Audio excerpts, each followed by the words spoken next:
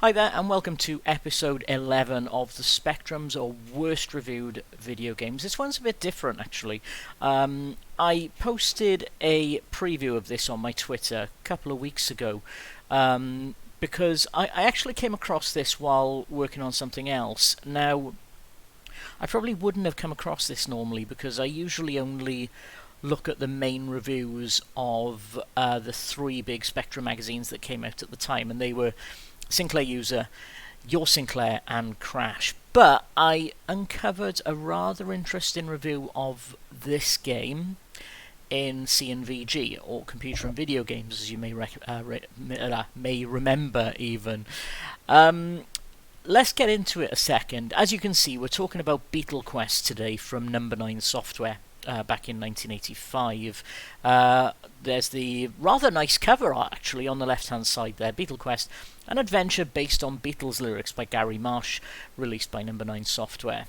Now, this is the summary of the reviews that I've managed to find. Crash gave it quite a decent write-up. The superbly crafted and atmospheric adventure of the Fab Four, featuring officially endorsed lyrics, isn't a bad place to start your trip down memory lane.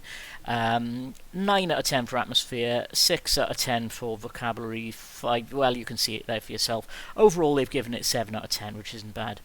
Sinclair User, back in 1986, said, if you're a fan, then Beatle Quest is bound to be your bag, man. If you're not, you'll still find an entertaining game with plenty of interest. They gave it 3 out of 5. Again, that's not bad. And down the bottom right there, Your Sinclair, they were a bit more scathing. They gave it a 6 out of 10, which isn't a bad score, but it did say, steer clear unless you've got Beatles coming out of your ears. Now, the one that caught my eye was the one on the bottom left from Computer and Video Games. Don't expect any music in this game. Oh, I should mention that they reviewed the Commodore 64 version, but seen as this a text adventure, you're pretty much talking about the same game, just maybe with a difference in the graphics. But don't expect any music in this game, for it is completely silent. Maybe this is due to copyright or because it's quilled. Either way, it is incredible that a game with the Beatles as its subject should have no music, especially on a computer like the Commodore 64. Personal rating 0 out of 10. Wow, that is harsh. Now, full disclosure, it has been a long time since I've played one of these sorts of games, a text adventure, so I may be a little rusty. As ever, I've loaded it up, made sure that it works. As you can see, I've got this ready in 48K mode because I tried it on the plus 2 version and it crashed straight away, so obviously not plus 2 compatible. Anyway, let's get it up in front of us. Obviously, we're emulating it, so it loads straight away. And a rather psychedelic, flashy intro to take us in. Beatle Quest, Gary Marsh, wait while we take you back. I like the fact that it says wait, but if you press enter, you can skip straight to this rather natty looking picture of Abbey Road, rather black and white looking picture of Abbey Road. The veil of time draws back on a long and winding road. Think! One other bit of full disclosure as well is I have got the walkthrough up in front of me, and I do believe as well that this game has a bug in it, unfortunately, but it all depends on whether we get that far. Now, you're in a bedsitter circa 1969. You recognise it from the historic sock sitcom vids back home, for example Hancock and the Liverbirds, all international viewers. They were sitcoms, comedies here in the UK. The flowered wallpaper is brown and peeling. The naked light bulb flickers dimly. You can see a sink full of dirty dishes. The cooker needs cleaning. At the far end of the room is a divan bed. Someone is lying on the bed. A telephone lies nearby. You can see a pair of knitting needles. What now? Well, first thing, in an adventure, press look. Oh, it just gives us exactly the same. Am I carrying anything? Nothing at all. Fresh air. Well, let's take the knitting needles. One of the things about the Spectrum is you usually only needed to type in the first 4 letters of characters or of commands So that's why it recognised that I was picking up the knitting needles, even though I mistyped it as knitting. Right, now, who is the person on the bed? Examine person. Oh, you can't do that. Okay, examine bed. Okay, it's a woman. You're in a bed sit. You can see a young girl about 17, you know what I mean. The way she looks is way beyond compare. Beatles lyrics. You can see a test tube and a book. Okay, examine test tube. It's a small glass receptacle. Take test tube. Examine book. The title reads DIY Pataphysical Science by Apollo C. Vermouth. Yeah, why not? I didn't examine the knitting needles actually, so let's have a look at them. Oh, examine knitting needles. Size 9s. Don't know what that tells me. Can I wake the girl? No, I can't. Right, let's have another look at the room description. You can see a young girl about 17. Talk to girl. I mean, the picture makes her look asleep. You can't do that. Okay.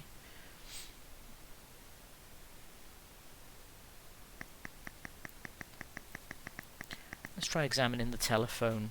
There's something behind the mouthpiece. Examine mouthpiece.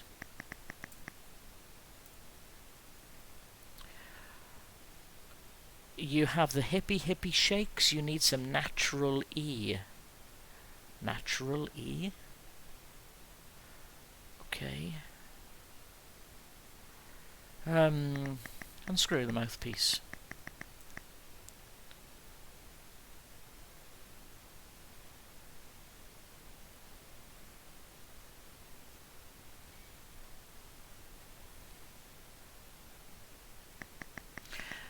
Let's try in full. You have the hippie shakes again. Okay.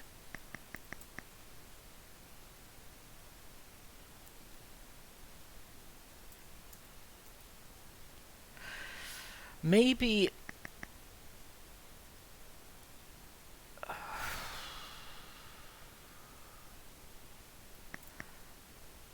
have I already broken this game? Because it doesn't let me do anything now. Okay, I go back in there. Let's try examine the telephone again. It rattles. There appears to be something behind. Right. I am now looking at the walkthrough. Okay, right, now it's let me do it. I couldn't do it when I was with the girl. Right, so I've now got a sugar lump. An innocent looking sugar lump. Take sugar lump. Okay. I need some natural E. Is it worth eating the sugar lump?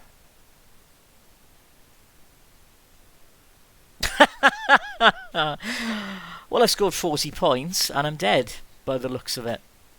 Okay. Yes, let's go again. I think I've got to eat that sugar lump, so maybe I've got to eat that first. Well, this is good. I'm 9 minutes into this video and I've died in a text adventure already. Okay, right. Take knitting needles. Examine mouthpiece. Oh, examine telephone, isn't it?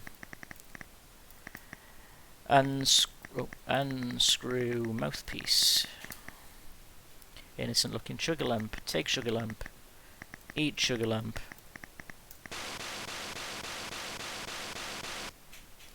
Wow, psychedelic man, you appear to float moment. Oh, okay, it's a drug reference. Then all is as normal as can be. Okay.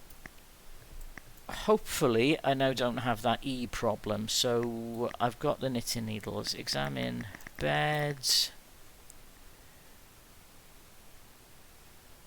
I did notice on the walkthrough that it says to leave the girl alone. Take girl, no. Take test tube. Take book. Okay. Now what? Good job. Okay, right. In. I thought that said someone is dying on the bed then. No, it says someone is lying on the bed. Right, okay. Take test tube.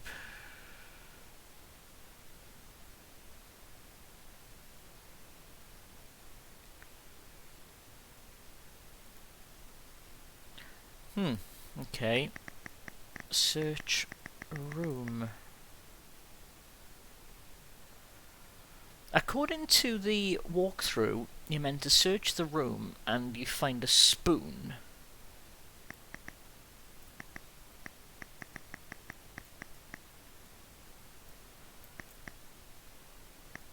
Examine room.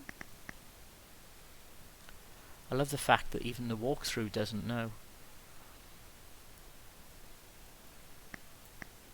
Oh, okay. Search room. Now I've got the hippie shakes again.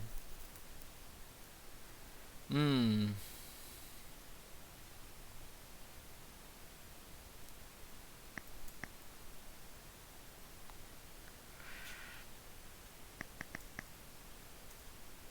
get the strangest feeling that you're being followed.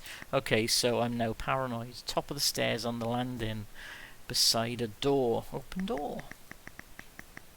The door is open. Enter. Good job. Okay. In. It's the toilet. You're in a bathroom. Graffiti adorns the walls. Well, I'm going to die anyway, so let's read the graffiti. You can make up the following. Kilroy was here. So was I. 11th of 968. Without going out of my door, I know all things on earth. Without looking out of my window, I could know the ways of heaven. Gary loves Joan. You hear a noise somewhere nearby. Is this where the spoon is? Search room. I've got a spoon.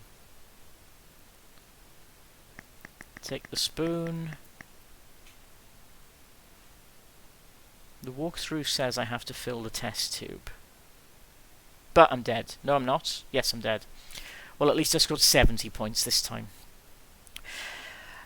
It's got the insta-kill thing about not doing enough in time. That you end up just dying for no reason. There was a game that came out by Atlantis back in the day called Mafia Contract, which had a similar problem. If you didn't do enough and you died, if you didn't do enough at a certain point, then people would drive by and kill you. And this kind of feels like the same thing. It's I hated this thing with text adventures back in the day. If you didn't do enough in a certain time, then you died and you had to start again.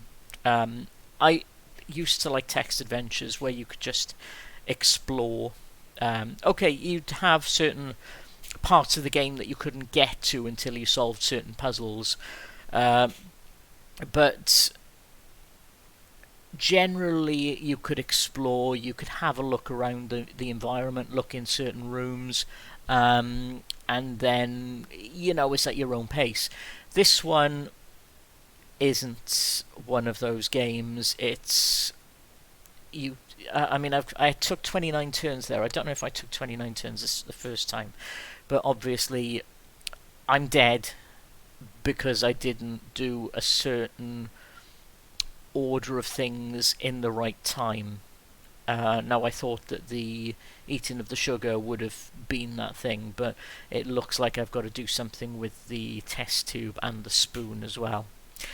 But there we go. That is episode 11. That is Beatle Quest from Number 9 Software. 0 out of 10 from Computer and Video Games back in 1985. I could see me persevering with this game back in the day. This is probably something if I'd had it, I probably would have played with my parents as well. My parents, uh, my dad in particular, really did like text adventures, so um, he would usually give commands. I would type them in. Subsunk, I think we played to death back in the day because of that. But this one, yeah, I could see me having some family time with this and playing it with my parents. Me on my own, I might have a couple more goes. I might use the walkthrough just to see how the game ends, but other than that, I don't think I'd be persevering with it on my own. But anyway, Beatle Quest. I'll see you next time. Bye bye.